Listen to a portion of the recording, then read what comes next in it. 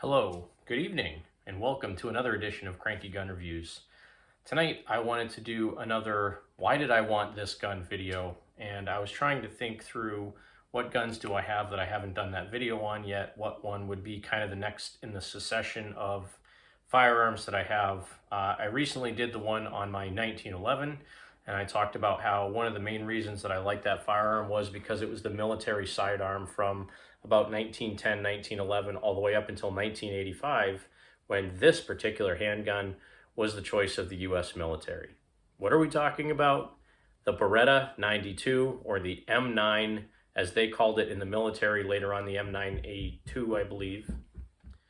It was the 9mm handgun that the military used to replace the 1911. A lot of police organizations used that for many years, and I believe it's still used in a large capacity in the US military, even though the M17, which is a SIG-built product, is being used. However, the 92FS is still used in a big capacity. So let's get into the video today. So as I stated in the intro, this video is really about the Beretta 92FS. However, going back to my 1911 video, again, this was the military sidearm from about 1910, the end of 1910 up until 1985, and it served the military well. This was a single action only semi-automatic pistol. It used 7 or 8 rounds. In the military configuration, it used 7 rounds of 45 ACP. If you carried one in the pipe, you would have 8 rounds of 45 ACP. This has a rear grip safety on it, so the trigger cannot be pulled. The trigger cannot be pulled unless this bar is depressed, so you would have to depress that and pull the trigger to get the hammer to drop. Has a frame-mounted safety that cannot be engaged unless the hammer is back, which again is the cocked and locked position, so the hammer being back, safety being on. This is how it's supposed to be carried. Condition 1 is what they called it, which means a round in the chamber, hammer cocked, manual safety on. Then you would simply need to take off the safety, depress the rear grip safety, and push the trigger to get it to fire. So that's the 1911 and how it functioned. This is the Beretta 92. Mine is a 92FS. There was a couple of different variations in the military before they finally got to one that worked well.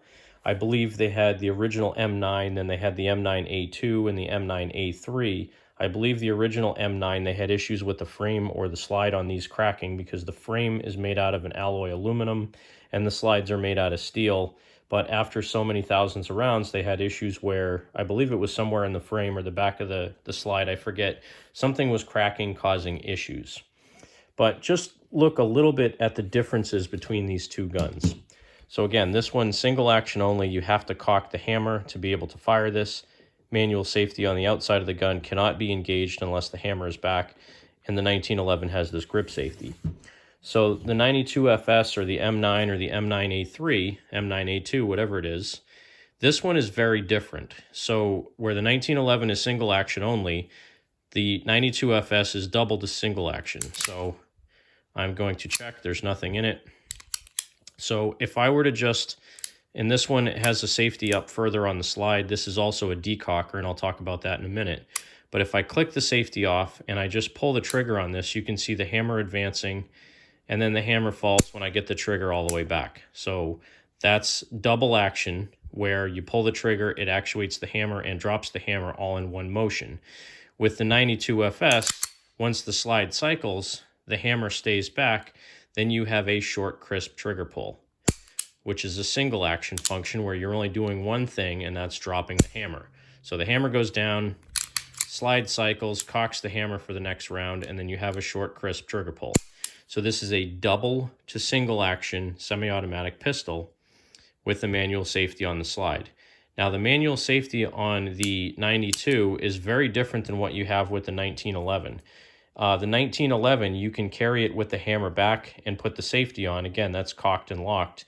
In the 92FS model, and it's different with the 92F and the 92S and some of the other models, but the 92FS has a decocker built in, which means when I drop the safety, it drops the hammer and disconnects the trigger. So when the safety's on, even if there's a round in the chamber, the safety being on, the hammer is down, and the trigger is not functional. So for me to make this ready to fire, what I should do is decock it, drop the hammer on a live round, which blocks the hammer so the firing pin will not strike the primer, and then take the manual safety off. And you would carry it in this position. The reason you would do that is now, in order to fire the gun, you can just pull the trigger. And that first trigger pull is going to be long and hard. And then once the slide racks back, the next trigger pull is going to be short and crisp. And every other subsequent one as the action cycles and cocks the hammer for you. So this is a double to single action pistol with a decocker safety built in. So this can actually do decocking and manual safety. If you wanted to carry it with a round in the chamber with the manual safety on, you can. Then you just flip the safety up and pull the trigger. So not really difficult in either manner to make this gun function properly. And these are Pachmayr grips. I actually had the little medallion fall off, so you can see the medallion on this side. The medallion fell off of this side. I got to glue it back on, but these are wood Pachmayr grips. You can kind of see a theme here where I like blued handguns with nice rosewood grips on them. So 92 FS Beretta. Again, I like it mainly because it's been the military sidearm for many years. It's very reliable, and you can get many different magazine styles for it. So this one came with two 10-round magazines when I bought it. This is a Beretta old manufacturer 92 FS 15-round magazine. You can also buy Milcert magazines for these, and if you look hard enough, you can find pre-ban Milcert magazines from companies like Checkmate and things like that, because these guns have been used all the way back to 1985. In some states, you can get those magazines. They're kind of grandfathered in because the magazine was manufactured before the large capacity and assault weapon ban went into effect. So some of the other reasons I like the 92 FS, you can get a 22 conversion kit for this handgun. So the only parts you need to change on this in order to make this work, so if I lock the slide back, there's a detent on this side of the gun that you push in, slide this lever down, and the whole slide assembly comes off the top. So once you have the frame of the gun, now you can take your conversion kit, which is a whole new slide and barrel. I can take my slide out of here, and I've shown this in a couple of videos, but here's the new slide for the 22 conversion kit. Here's the barrel. Slide your barrel in there, lock it in place. You got your recoil assembly, and you got to make sure that the domed end of the recoil assembly goes forward. Drop it in place in the barrel like that, and then slide it in just like your 9mm. Lock it back, push that little tab again. Sometimes this one I've noticed is a little bit awkward to get this locking pin to go back down. Every once in a while it just doesn't want to go. There's a specific spot where it has to drop. Now it's being difficult.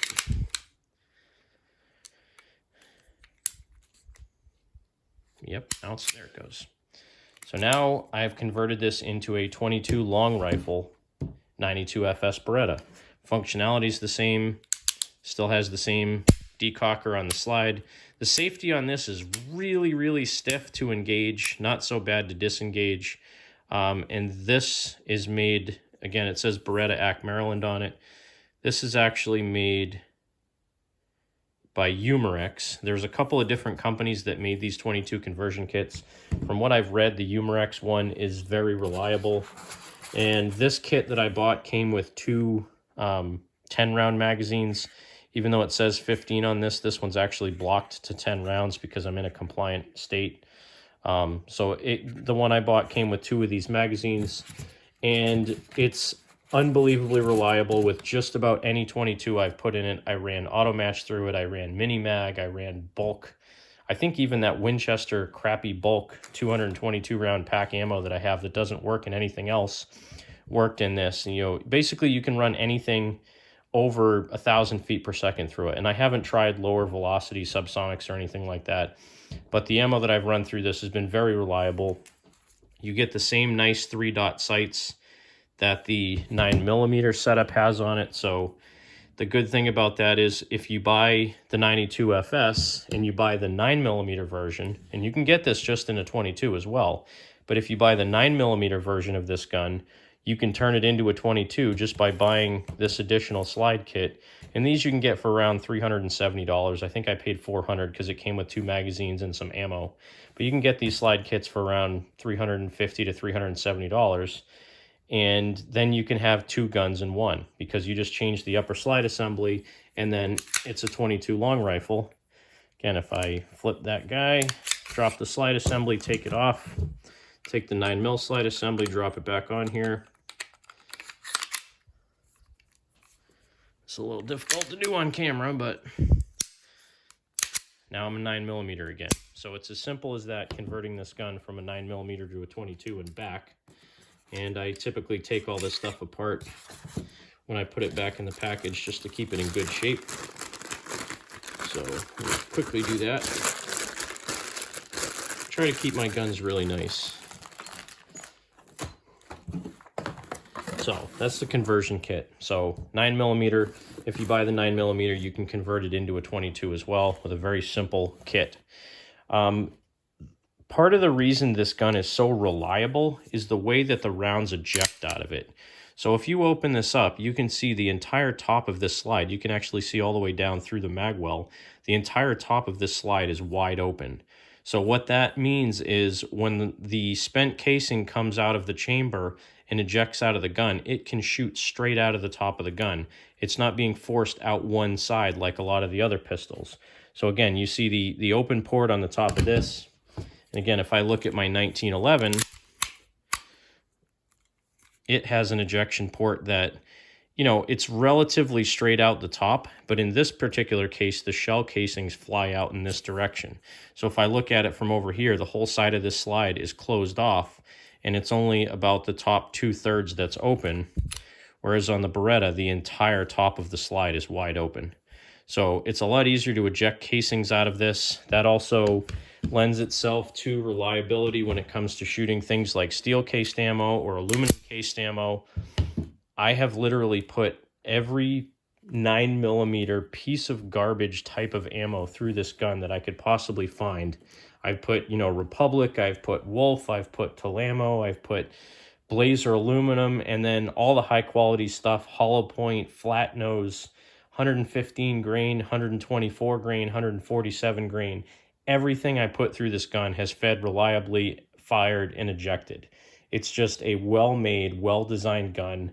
And I bought it when the market was good, so I bought this quote-unquote used, new in the original box for $400 out the door. Had the original paperwork, the original sales receipt, and it had never been fired. You could tell the magazine, there was no loading marks on the top of the follower or anything. It was brand spanking new. But I bought it quote-unquote used for a really good deal. Now you can find these for around $550 to $650, sometimes as much as $700. They make all different kinds of models. They make an inox model, which is all stainless steel. Again, I mentioned you can get a 92S, you can get a 92BB, I think. You can get a 92F. And a lot of the changes are how the safety functions. Again, this one's a safety and a decocker. Some of them just have a decocker. Some of them just have a manual safety. Some of them have a round trigger guard. This one has this nice little finger area on the front.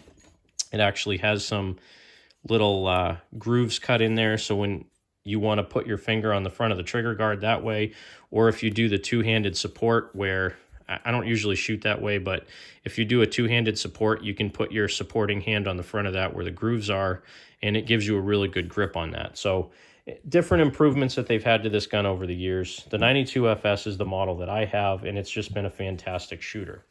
Now, all the military stuff aside, again, the gun has a really high mystique in a lot of movies.